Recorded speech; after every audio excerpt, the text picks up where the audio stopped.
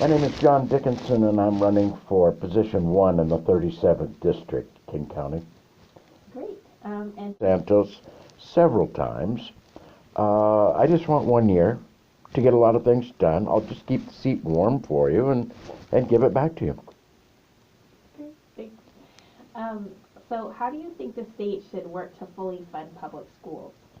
Excellent topic to begin with, because as I quote, Sharon, Tomiko, Santos and her group are held in contempt, $100,000 a day, and for not funding education, according to the court. And they look at the court and said, well, what do they know about education? I know quite a bit. My mother was a teacher for 25 years. My father went to the academy.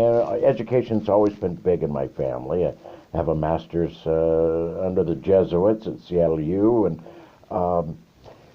how would they fund it? Her offer, oh yes, income taxes. We'll just tax more. But that doesn't get to the basis of the problem.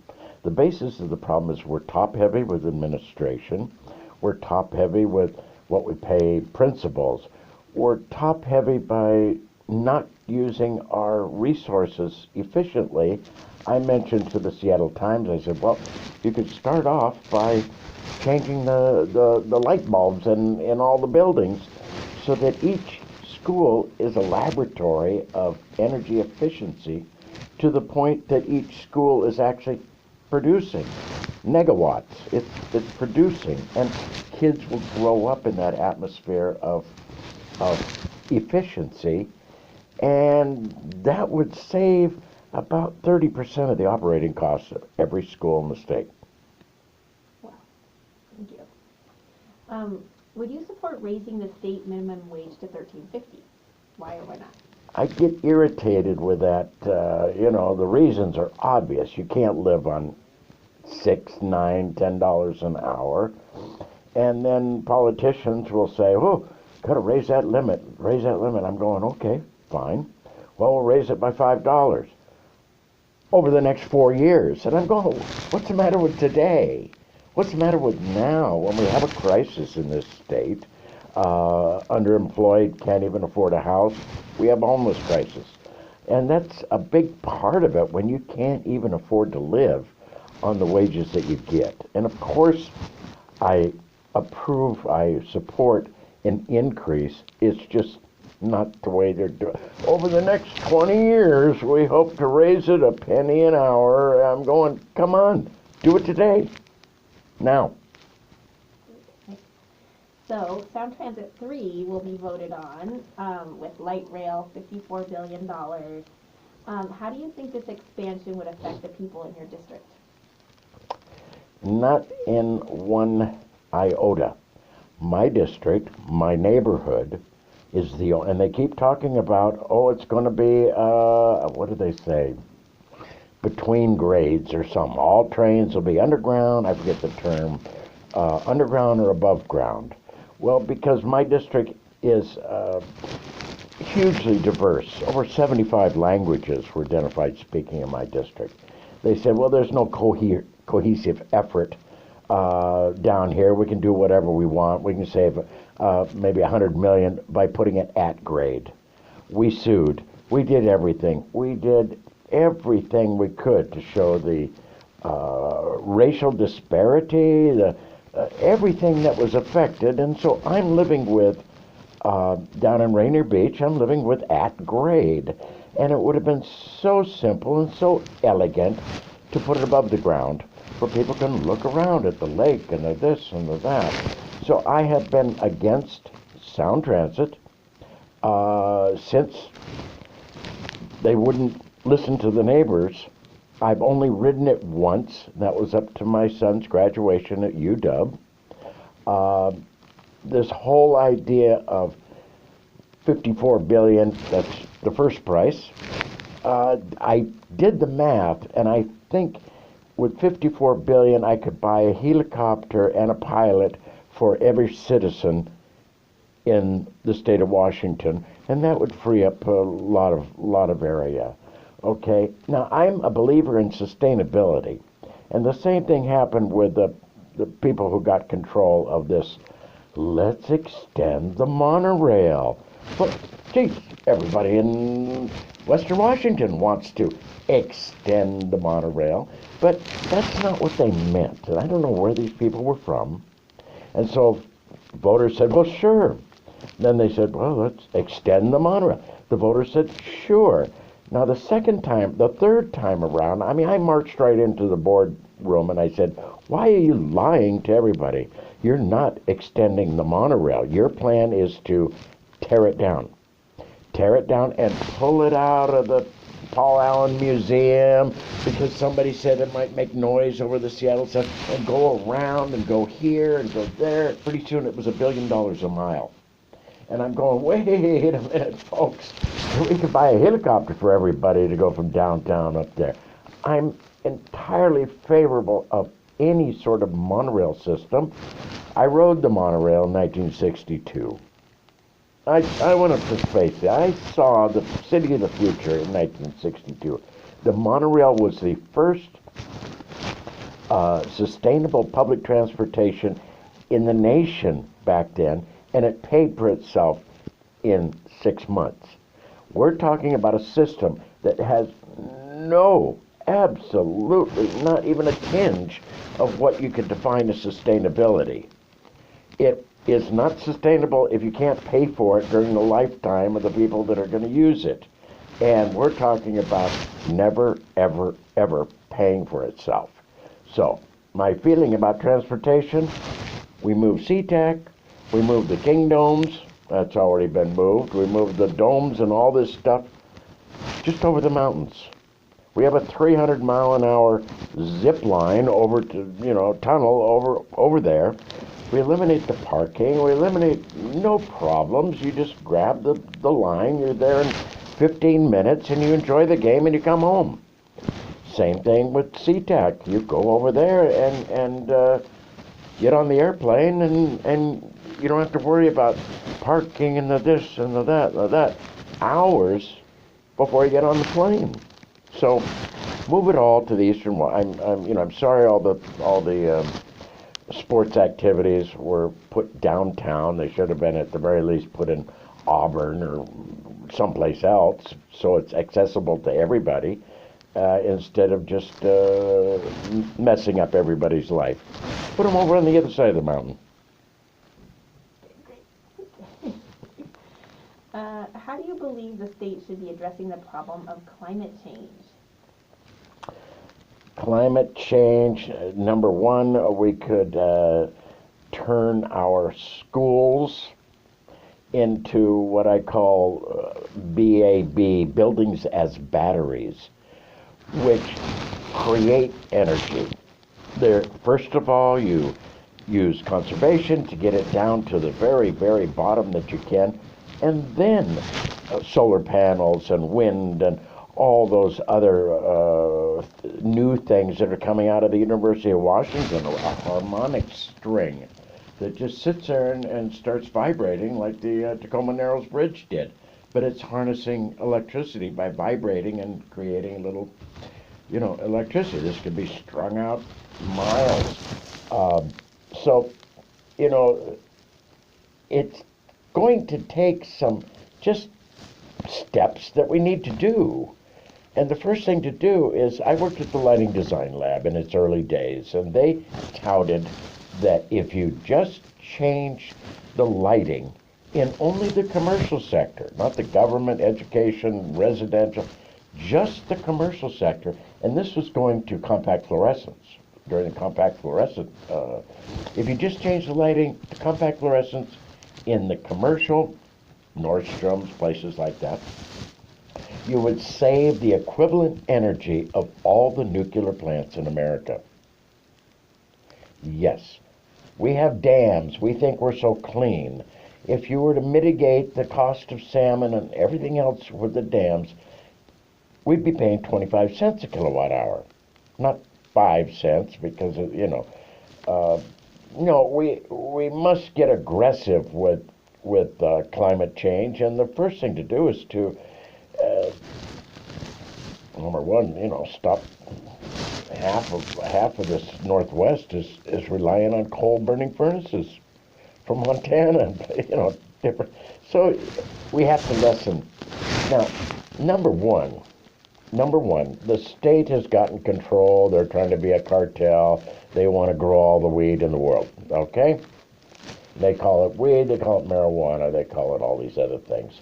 The one thing I filed a justice action with the federal government that they have used since day one the word black.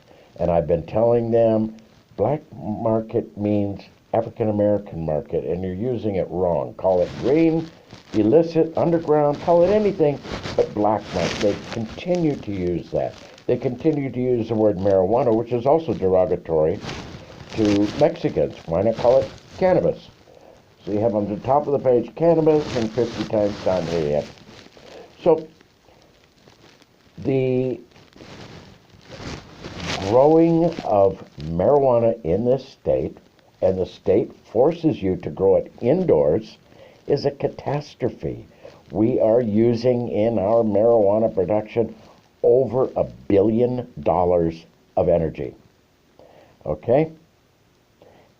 Stop it. Grow it outdoors. Call it cannabis, and don't use the word black market unless you mean African American market.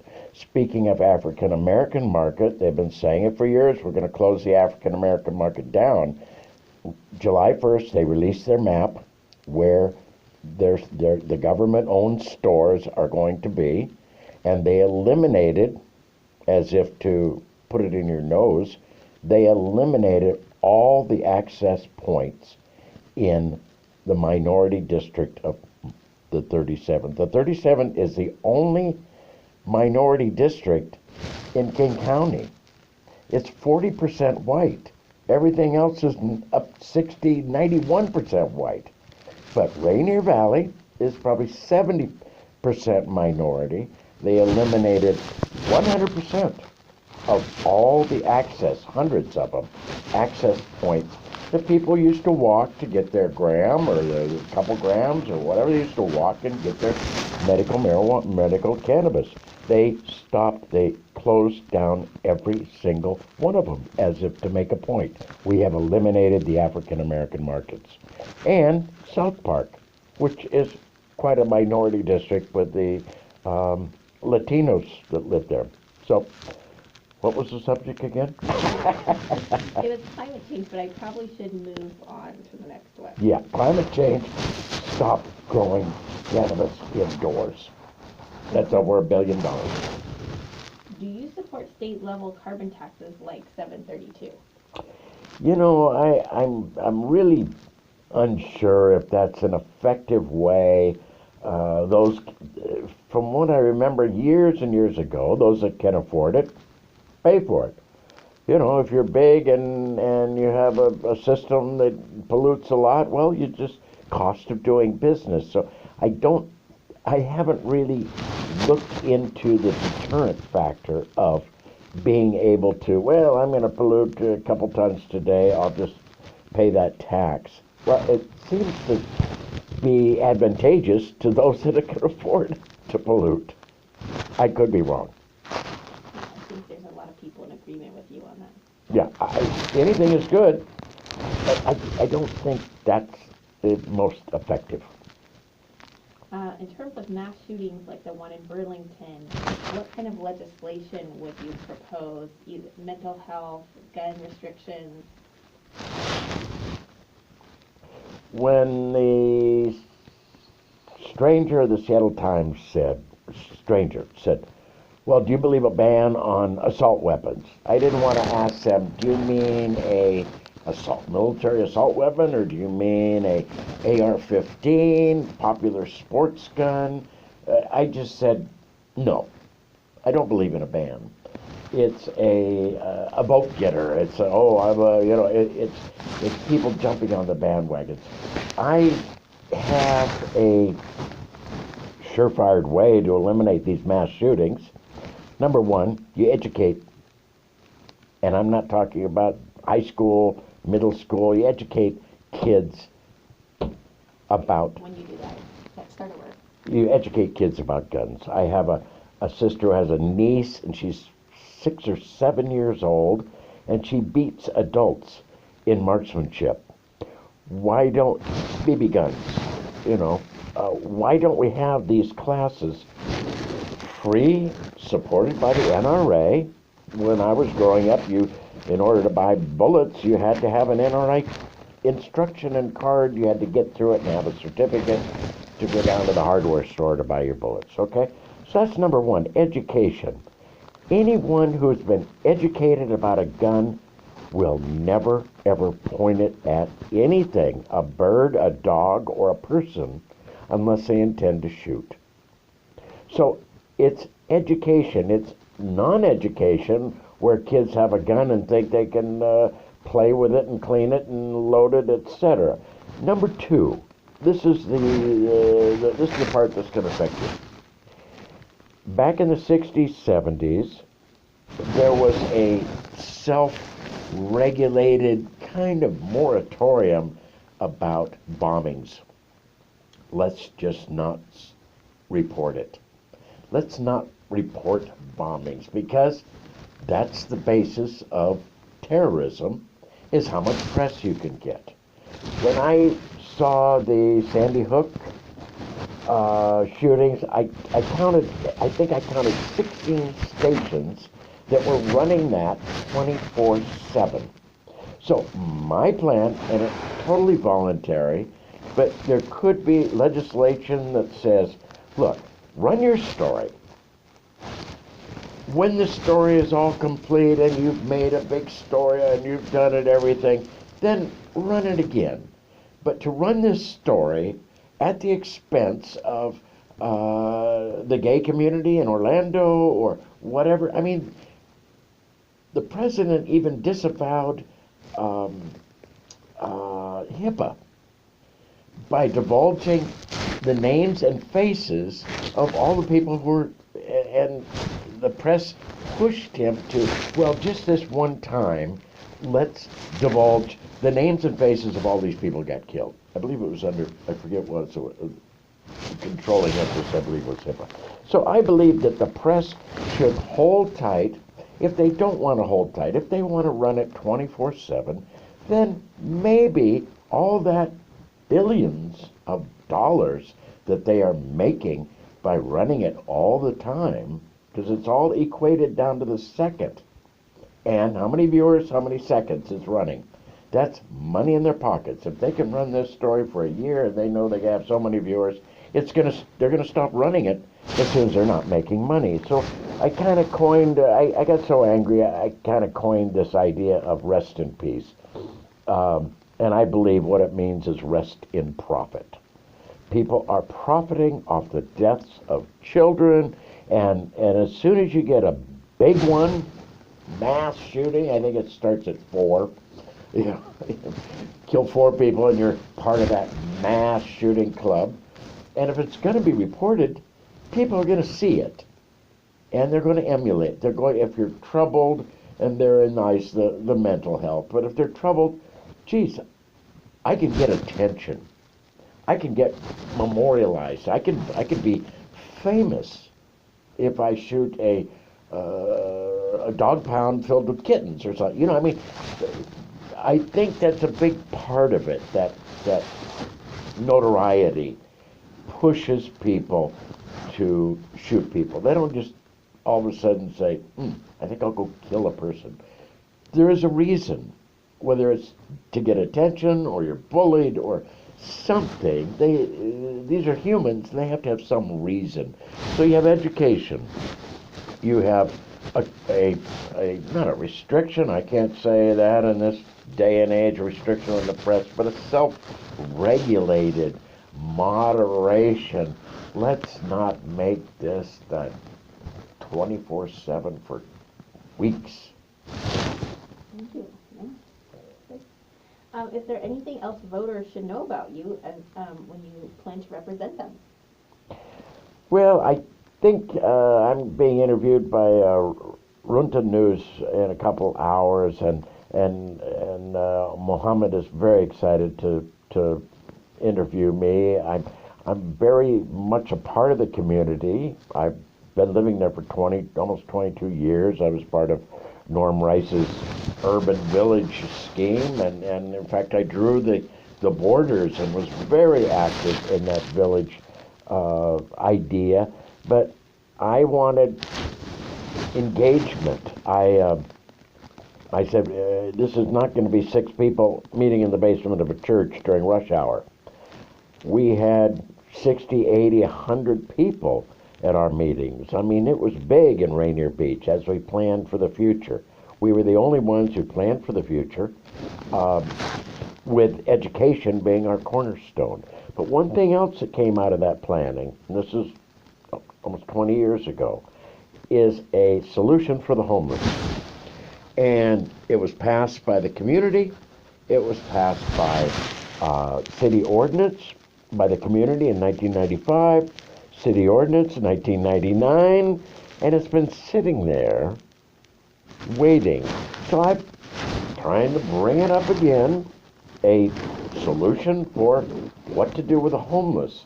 And it's quite simple. We have 1.5 million square feet at Terminal 5, which I've rented twice, Jack Block Park, to bring developmentally disabled and aged and dementia people to the park to listen to live music 2 years in a row. So I have the bona fides to do this.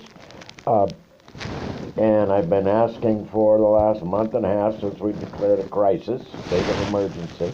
I said, look, we can move all the homeless to T5. It'll hold 50,000 people comfortably. I have the access, I manufacture, or I can get them access to tents. And you wonder, well, what do you need tents for? Because the little shelters that they have need to be in a shelter. The cheapest way is Harbor Freight. $200 for a 10 by 17 all-weather tent that lasts 15 years. But this using of T5 is only for registration and documentation and getting their stories and all of this, and then they're moved to the transmission lines. And that's what was approved in 1990 in ordinance, a 9-mile prototype. Now the transmission lines, I formed my nonprofit in '91 with the one-word mission statement: equal access. And it was to bring attention to the fact that 8 to 10 million people were not counted in the U.S. Census in 1990. And it went all the way up to the Supreme Court, not my action, and the Supreme Court says, yes, 8 to 10 million people were not counted, but it was good enough. And that made me quite angry. So there are millions of people representing billions and billions of dollars that doesn't come back from Washington to where these people are. These people are places like Seattle and Portland and Philadelphia and New York, and places that have they help people. You know, we are a destination place. And it shames me that, you know, we have to keep doing studies. We don't have to keep doing studies and spending money and pretending we're counting them, because you know, and we don't need any more studies. We know there are homeless everywhere now. Thank you for that, Yep. That was it? Oh no, that can't be it. That's it? No, I wanted 80 minutes. Well, Jenny, I think.